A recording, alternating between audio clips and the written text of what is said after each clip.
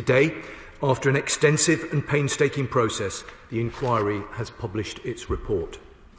The inquiry has found that those who were involved in the assassination attempt against Sergei Skripal were morally responsible for Dawn's death, and that deploying a highly toxic nerve agent in a busy city was an astonishingly reckless act.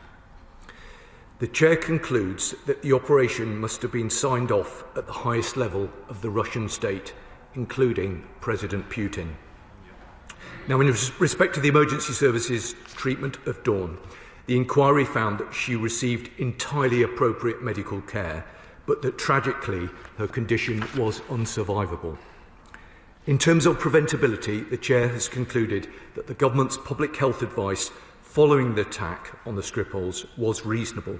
He also found that although there were failings in the management of Sergei Skripal, the risk of assassination by Russian personnel was reasonably assessed, and based on that assessment, he did not need a new identity. The Director General of MI5 recently highlighted Russian state actors turning to proxies for their dirty work, recruiting disposable individuals on social media platforms, instructing them via encrypted apps, and then offering payment in cryptocurrencies.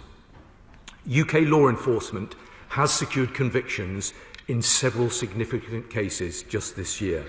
6 individuals spying for Russia, 6 men involved in an arson attack on a warehouse supplying Ukraine, an individual who attempted to offer services to Russian intelligence, and a former MEP who accepted bribes to promote pro-Russian narratives in the EU Parliament.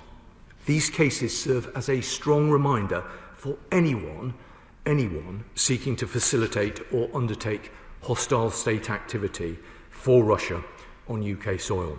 We've specified Russia on the enhanced tier of the Foreign Influence Registration Scheme to make it even more challenging to conceal relationships with the Russian state. And Madam Deputy Speaker, I can now announce that the government is going further. Today, my right honourable friend, the Foreign Secretary, has imposed a further cost on the Russian regime by sanctioning the GRU under the Russia sanctions regime, along with several associated individuals. These sanctions recognise the continued reckless and destabilizing activity of the GRU, which seeks to undermine Ukraine, European security and the safety of the United Kingdom. They will include sanctions against 8 GRU officers under the cyber sanctions regime and 3 GRU officers under the Russia sanctions regime, who have been implicated in hostile activity across Europe.